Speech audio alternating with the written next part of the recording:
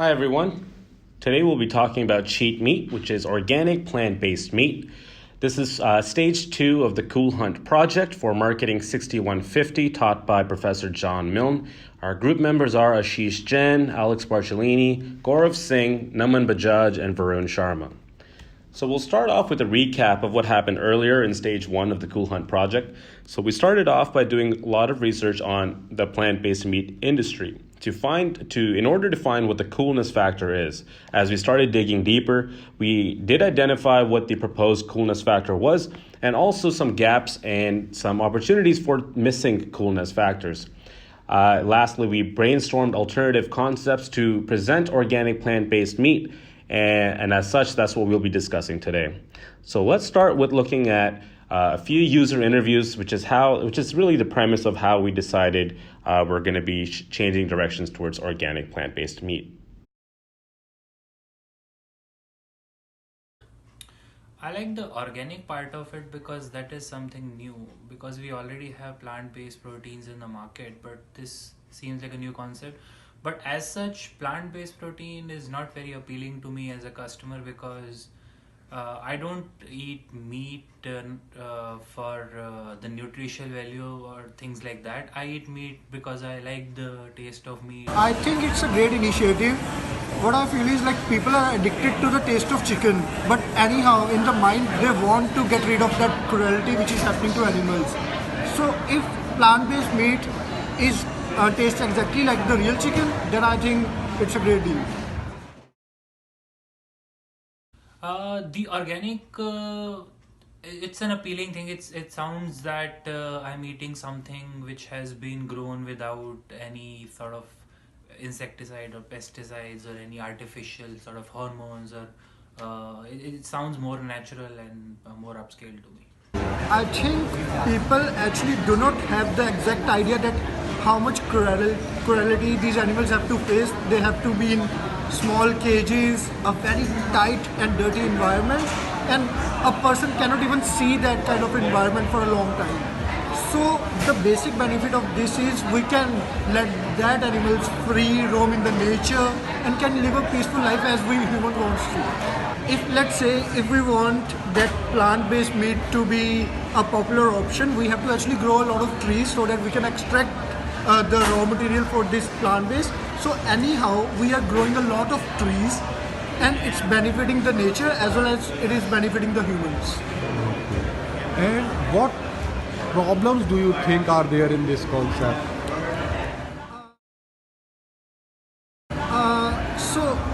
This answer is quite related to my previous answer. So I doubt that, to get the raw material, people may use a certain kind of fertilizers which are actually causing some kind of harmful effects to the soil, water, or something like that. So although I want this to be a popular option, but it has to be proper regularized so that government can make some rules and prevent exploitation of this kind of thing. The problem that I see is right now the plant-based proteins that we have in the market, they are not necessarily just plants. So what happens in reality is you isolate some proteins from plants, essentially peas, they're peas, and you isolate protein from them and then you add many more ingredients. I once read on plant-based protein patty, there were almost 60-70 ingredients in total in that. So it just right now we don't have enough research as to their impact, so I'm not very sure about the research around it, how safe it is, how healthy it is. So eventually just try to make the taste identical to the real meat. I think this is what I'll say, because if people are unable to find a difference between the taste, I think they will definitely prefer this organic meat. I think for me, one thing that I would like to see is how, besides the cruelty free and those aspects that we sort of already understand, why would I just not switch to being a vegetarian again if I'm already convinced by those factors? So you have to maybe convince me more about why should I actually start eating this and not just go vegan or vegetarian. So I'm not very clear as to appeal of this overall product. So I just had that organic plant-based meat for once, and I really don't like the taste, honestly. So one thing about is matching the taste. Another thing is to market that thing effectively. Although certain companies are marketing it, but still there are many people who are not aware of like what benefits that, what is the nutrition value of that plant-based meat. So that has to be marketed in a really well manner.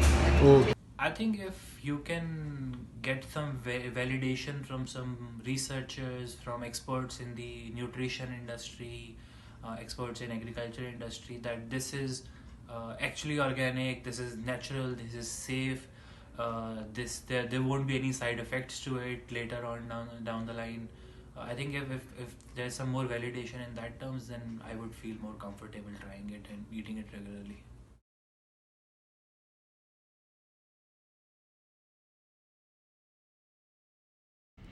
So that was a couple of user interviews. In total, we did 4 different interviews, and those were some of the best pieces to take away. So in summary, what our respondents mentioned is that the number one factor in food selection is still taste. And what's going to be important is whether or not the organic plant-based patties taste identical to the traditional meatful patties.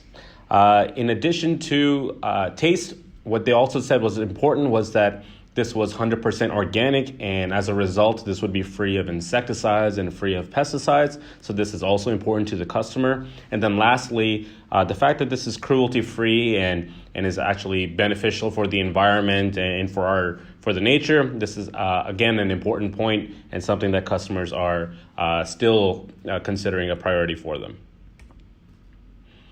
So the reason why this makes sense is it's an organic product. The organic market is actually growing substantially year over year. The lack of pesticides and herbicides and insecticides are more beneficial for human beings, and the meat industry has had a lot of bad press in regards to the hormones and the chemicals included during the farming and production of animals.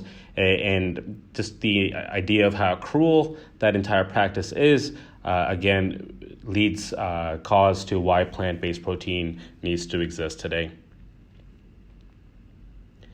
So why we think this will work? The main reason why we think this will work is organic versus non-organic plant-based meat is there's actually a number of customers who are specifically looking for that organic label, and that market is growing worldwide at a rate of 15% annually. And then finally, customers are concerned about the additives in current plant-based meat. A couple of slides ago, we heard a respondent mention that when they looked at the back of an organic plant-based patty, they actually saw 60 to 70 other ingredients that they couldn't recognize or even pronounce, for that matter, in addition to what would be plant or organic for plant-based meat. Finally, the plant-based meat industry is growing and can be worth $85 billion in the next 11 years. That market is currently priced at $7 billion. The graph on our left just demonstrates how the vegetarian and vegan population is growing steadily at a double-digit rate. As of 2018, more than 3 million Canadians confirmed that they were either vegetarian or vegan, and this shows, and the majority of this demographic is actually millennials. So millennials are purchasing a lot of organic product. They make up almost 87% of organic purchases. So again, this is all directional insights that show that this industry is growing, and then the plant-based meat industry can be worth a whole lot more in the next little bit. So we looked at a couple of specific customer segments that would work for a premium organic plant-based meat. So we identified 2 PRISM segments as urban digerati and street scenes. What's common between both of these segments is that they're upwardly mobile, they're young, and they both enjoy a higher household income, north of $100,000. What's also beneficial for us as we're looking to launch in the Greater Toronto area is that both of these consumer segments are identified in downtown Toronto and hold specific cores to some neighborhoods like Liberty Village. Moving on, we take a look at the number of competitors in this growing marketplace. The most notable competitor here is Beyond Meat, which is a publicly traded company and has launched a major marketing campaign and shows that their products are available at a number of fast food locations, along with restaurants and traditional grocery stores. Their products can be found in stores such as Tim Hortons and A&W. Light, Life, Just, and Impossible, they are all centered around the concept of producing plant-based meat that tastes just as real as traditional meat. And then there's also an essence of being just and being right and being morally correct over actually eating traditional forms of meat. So what does cheat meat bring to the table that sets us apart? So we're on page with our competitors when we're stopping animal cruelty by just being a plant-based meat patty. But what's new here is that we would be the first certified 100% organic plant-based meat patty. And what that does is, in addition to advising customers that this is an organic product, this also suggests that it'll be pesticide-free, insecticide-free, and finally, we'll actually have lower sugar because it's an organic plant-based product through our processes. We also identified 4 key sizes in our packaging. So we'll be selling singles. That's really to drive trial for people who are looking to try plant-based patties for the first time. For families, for a family night out, when they're looking for a pack of 4 individual plant-based patties. For a party where there's a pack of 6, and then finally a barbecue, which would be a pack of 12. What's important in our packaging is that we'll stay true to our brand and we will only be using 100% biodegradable material. There are different ideas for actually incorporating seeds into this packaging as well that allows us to, again, remain true to our concept. This is how we go that extra mile. We have what the concept is a seed bomb, where the packaging itself is completely biodegradable and also includes a seed that will grow a plant if planted correctly. What this allows is that we will eliminate all wasteful packaging, but also give users that new experience where they can be a part of that environmental movement. Finally, we took a look at what the specific design elements were that would be appropriate for the Cheat Meat brand, and we decided on a selection of pastel palette colors. So the orange and the green are the 2 most primary colors here, but the supporting colors that you see on the palette can all be used in different forms of packaging and shading. We also identified a specific font, which is the Alike font. This would be a unique font that we can use both online and in print. It is part of the serif family, which we believe will be a more sophisticated look to the entire product. We're planning to launch on Thanksgiving to give customers an opportunity to bring something new to the table on October 14th and turn up the cheat with Cheat Meat Organic launches. So let's discuss a few of the financials of how we're pricing out these individual patties. So the current promotional strategy is to be on par with non-organic plant-based meat patties. So ranging from $4.99 to $42.99. We're hoping to let customers buy Cheat Meat through online channels, so they're direct to consumers, and also the retail and wholesale at premium and mid to premium retail stores, including stores such as Pusateri's and Whole Foods, with the support of local chefs and local celebrity influencers such as Chef Antonio Park, and hoping to also collaborate locally with companies such as Tabasco and Weber, who are known for their barbecue grills, and to still focus in on that neighborhood feeling, the neighborhood community feeling that you get from a neighborhood barbecue, and associate that cheat meat in there organically. Lastly, this marketing budget, we focus on a reach of 3 million monthly impressions across all marketing campaigns, and these marketing campaigns are all locally priced. So we'll be including direct mail, local magazine ads, local TV ads, internet ads, and local radio ads for a collective 3 million monthly impression. incorporating in our marketing costs and our fixed costs, we make a couple of assumptions in terms of real estate monthly costs of $15,000 lease and equipment amortized over 12 months, about $8,300. With some variable costs, we reach a break-even point of 28,466 patties sold every single month. That brings in a revenue of $120,800. So in summary, we've realized from the Cool Hunt stage project is that we need to go broader with our ideas and think about what that overall marketplace is, and ultimately bring it back down to a narrow focus to go from macro to micro and end up by refining our ideas.